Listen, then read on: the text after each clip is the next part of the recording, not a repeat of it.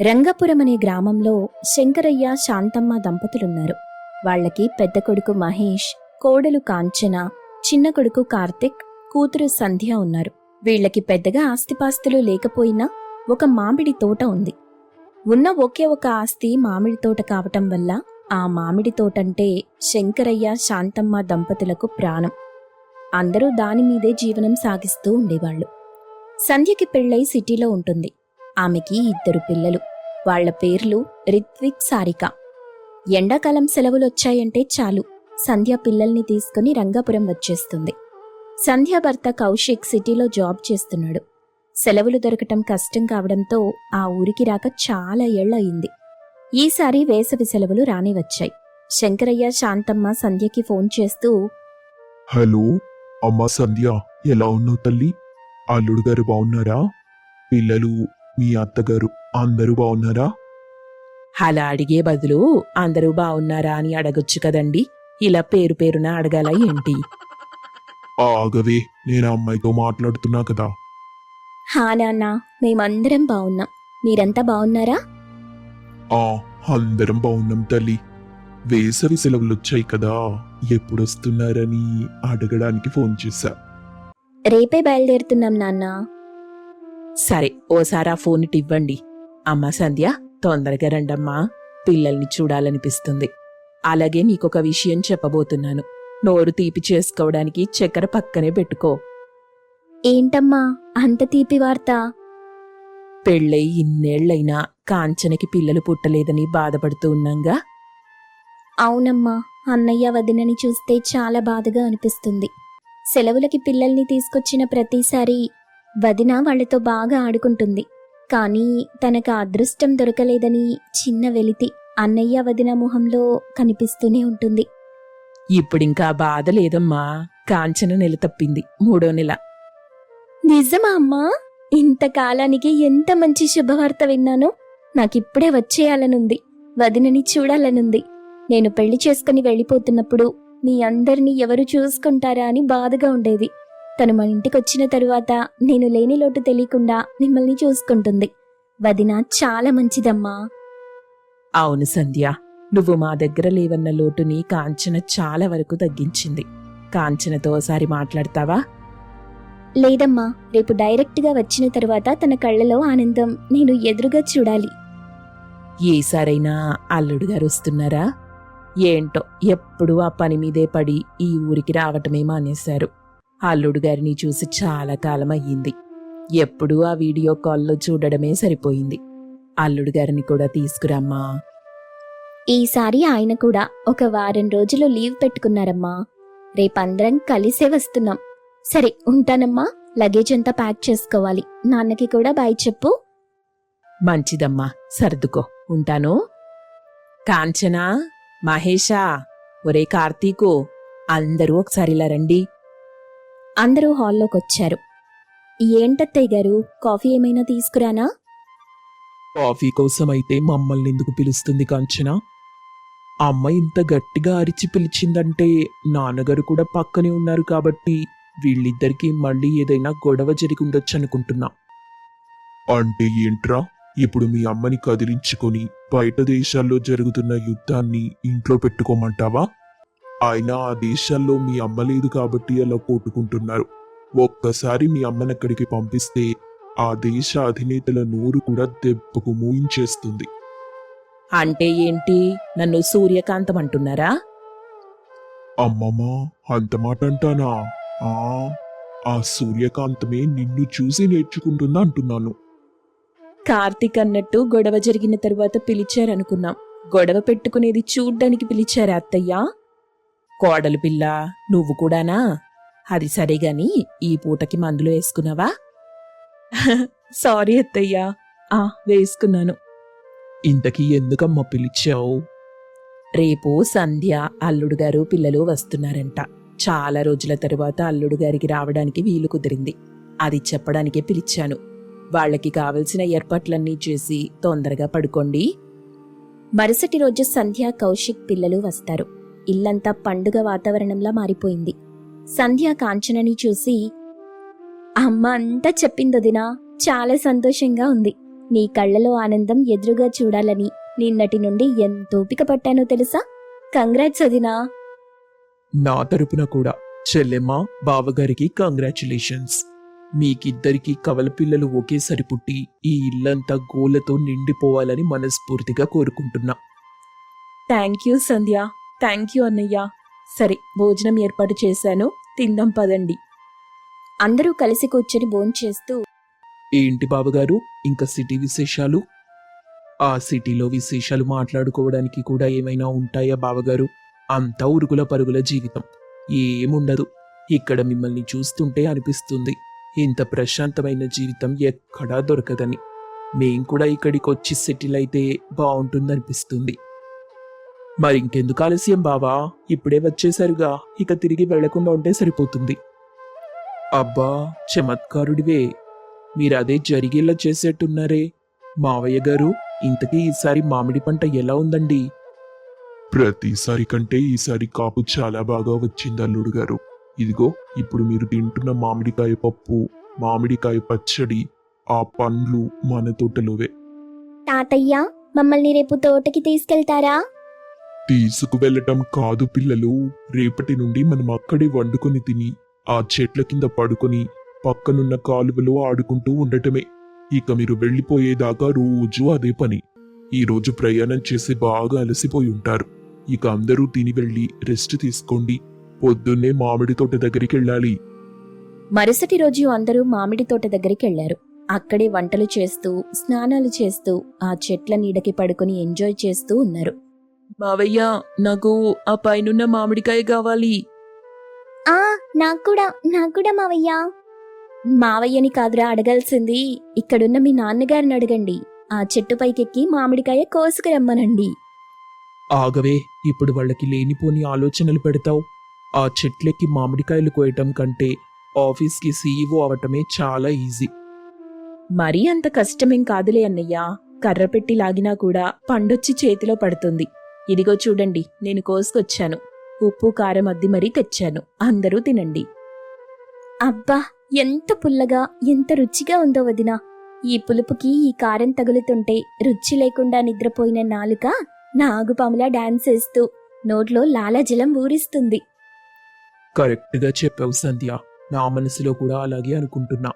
ఇంత టేస్టీగా ఉండే మామిడి పండ్లు ఆ సిటీలో దొరకవు. అదంతా ఈ మట్టి గొప్పతనం బాబు.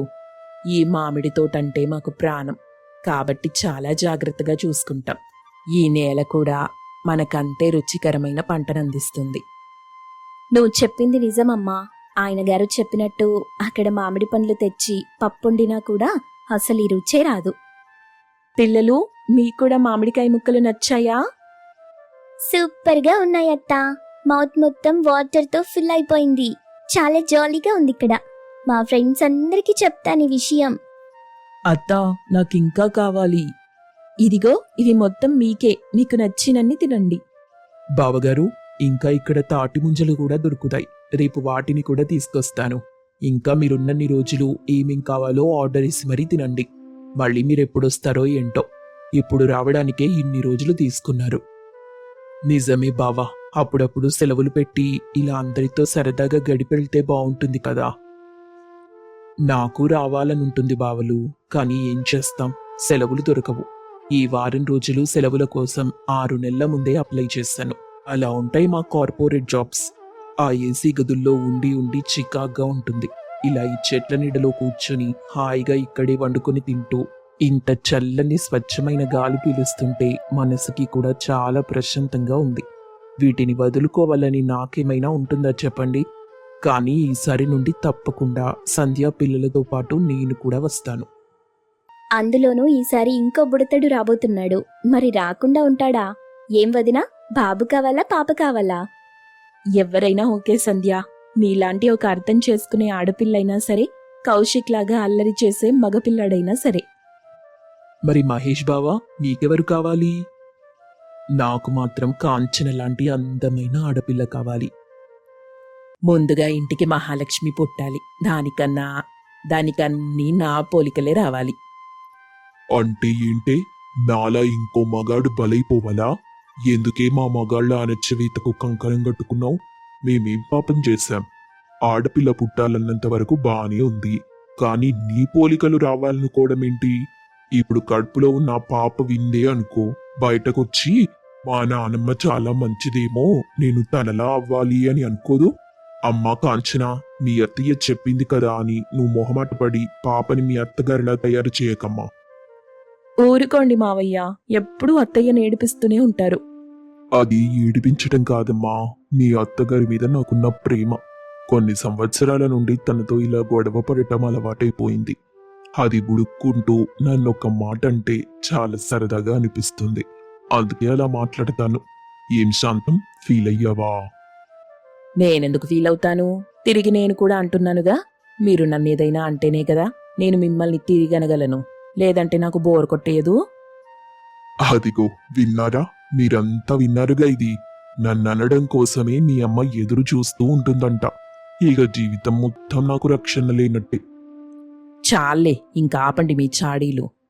ఆ మాటలకందరూ నవ్వుతూ చెట్ల నీడలో సరదాగా గడిపేశారు. ఈ కథలోని నీతేంటంటే, కాలం ఏదైనా సరే అనువైన చోటులో ఉన్నప్పుడు ఆనందం అదే దొరుకుతుంది. నరసాపురం అనే ఊరిలో శంకరయ్య, శాంతమ్మ దంపతులుంటారు. వాళ్ల పెద్ద కొడుకు మహేష్, కోడలు కాంచన, చిన్న కొడుకు కార్తిక్. శాంతమ్మ క్రమశిక్షణకి మారుపేరు. ఏ పనైనా అనుకున్న టైంకి జరిగిపోవాల్సిందే. తన బద్దకపు కోడల్ని, పనిమంతురాల్ని చెయ్యాలని కంకణం కట్టుకుంది. కోడలు కాంచన పరమ బద్దకస్తురాలు. పని తప్పించుకోవడంలో పీహెచ్డీ చేసింది. ఏదో ఒక సాకు చెప్పి ఆ రోజుకు ఆ పని దాటేయాలనుకునేది. వీళ్ళిద్దరి గురించి చెప్పాలంటే రోజూ ఇంట్లో పిల్లి ఎలుక పోరాటమే జరుగుతుంది. పాపం వీళ్ళిద్దరి మధ్యలో శంకరయ్య, మహేష్, కార్తిక్ నలిగిపోతుంటారు. ఓ రోజు శాంతమ్మ, ఇదేంటి రాత్రి తోడేసిన పెరుగు గిన్నె కనిపించట్లేదు? ఏంటి శాంతం, రోజు పొద్దున్నే చల్లటి మజ్జిగ, జావా చేసిచ్చేదానివి, ఇవాళ ఇంకా నీ గ్లాస్ నా చేతికి అందలేదు.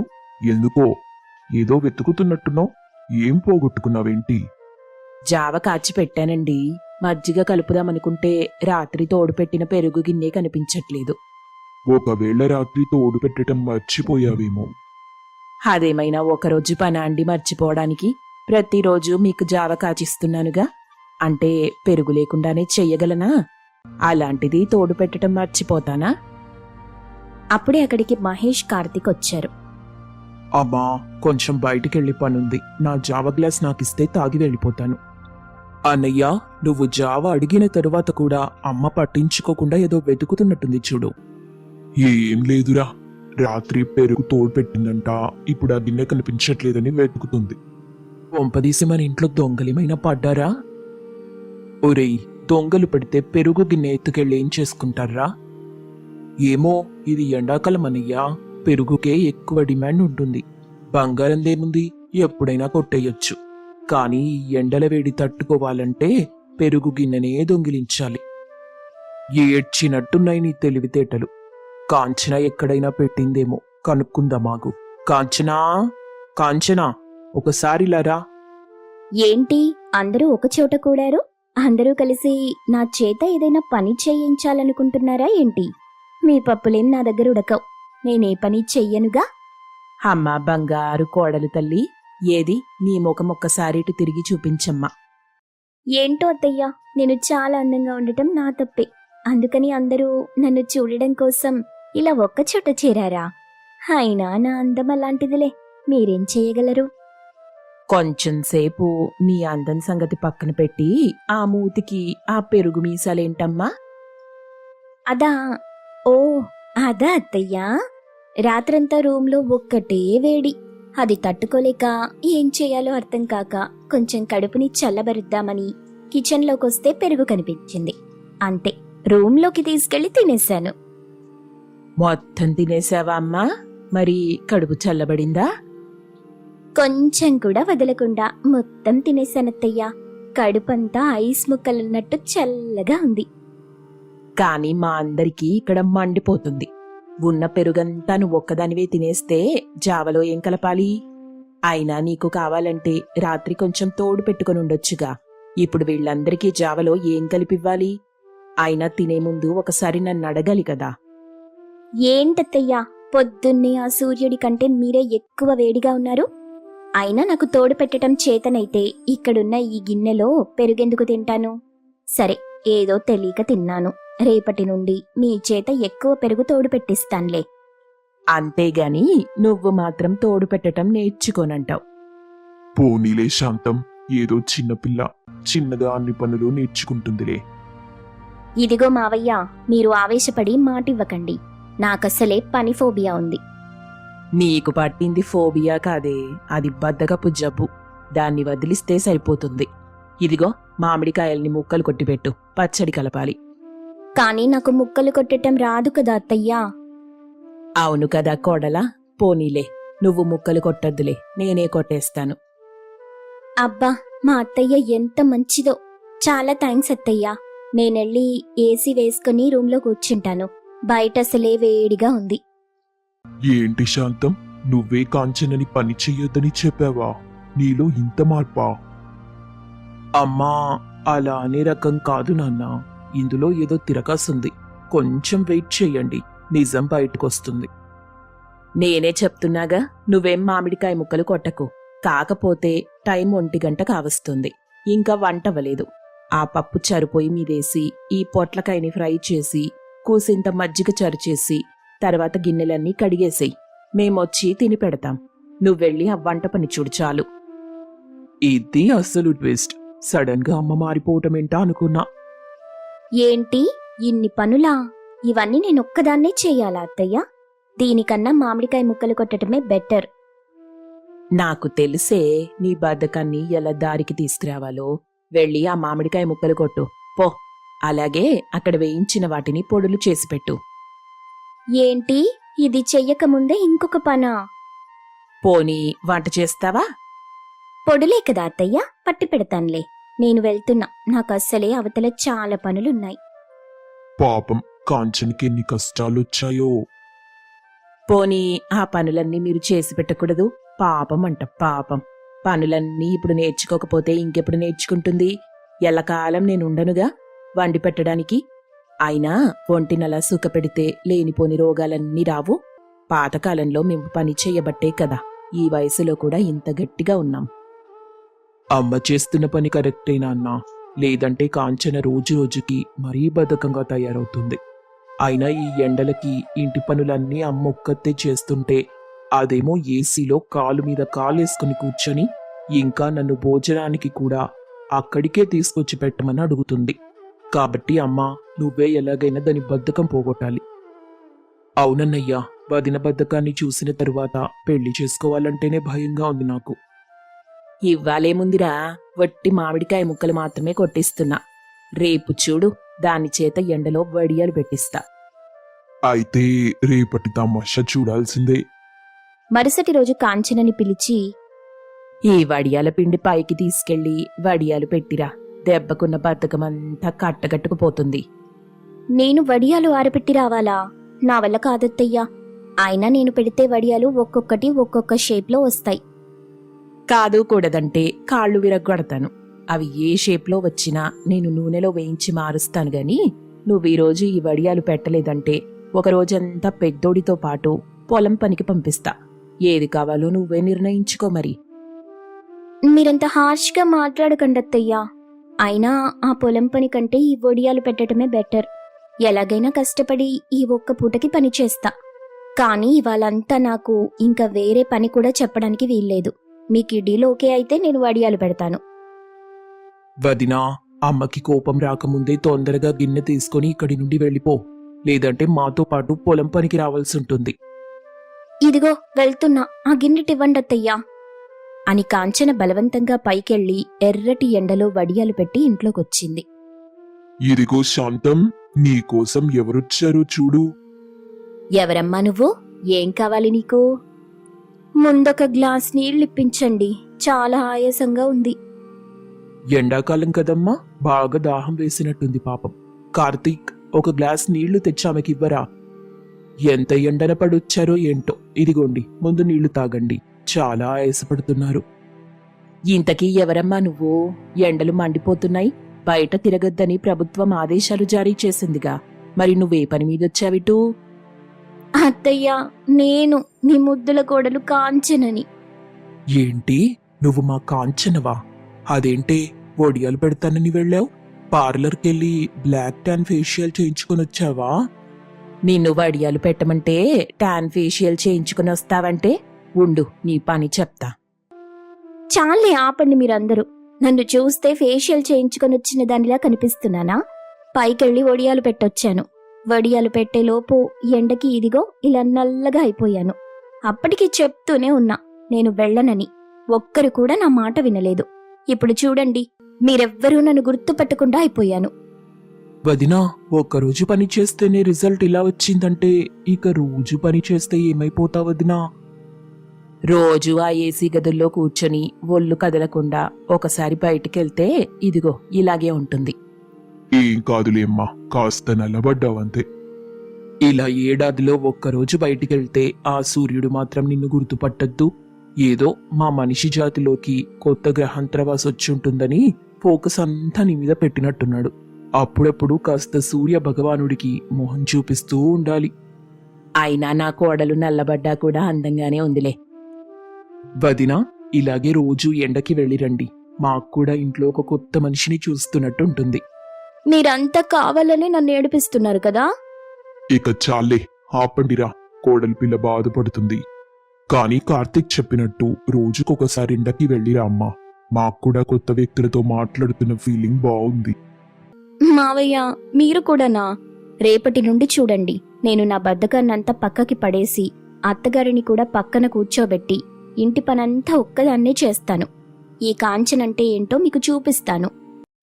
దేవుడా, మొత్తానికి మా కోడలు పిల్లకు బుద్ధొచ్చింది. తన నోటితోనే తన బద్ధకాన్ని వదిలిపెడతానని అందరి ముందు చెప్పేసింది. ఇక అన్ని పనులు తనకు నేర్పించి నేను హాయిగా రెస్ట్ తీసుకుంటాను. కాంచనలో మార్పు చూసి అందరూ హమ్మయ్య అనుకున్నారు. ఈ కథలోని నీతేంటంటే, మన పనిని పక్కవారి మీద తోసి ఎదుటివాళ్లు కష్టపడుతుంటే మనం మాత్రం సుఖంగా ఉండాలనుకోవటం తప్పు. వీలైతే ఎదుటివారి పనికి కూడా మనం సాయపడేలా ఉండాలి.